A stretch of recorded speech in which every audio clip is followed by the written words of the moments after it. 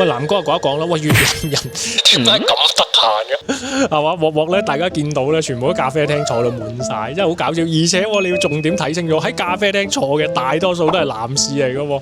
點解咧？因為越南呢個社會咧，其實而家好咗好多啦嚇。10幾年前我去到咧，基本上咧女人係做嘢嘅主力啊，即係你會見到咧出邊咧做啲小商販、小生意，基本全部都女人，冇男人出嚟做生意嘅。男人咧都係相對做份工作啊 hea 下 hea 下，中意就打下機啊，同朋友打下波啊，下午踎下咖啡廳啊，咁啊吹下水啊，傍晚飲下啤酒。但係女人咧，你會見佢由朝頭早開工到夜晚照顧小朋友，晚上維持家庭所有嘅嘢，女人係非常非常之勤力。無論你生咗喺越南，只要你係女人，你聰明好、蠢好，你都係一定做到仆街。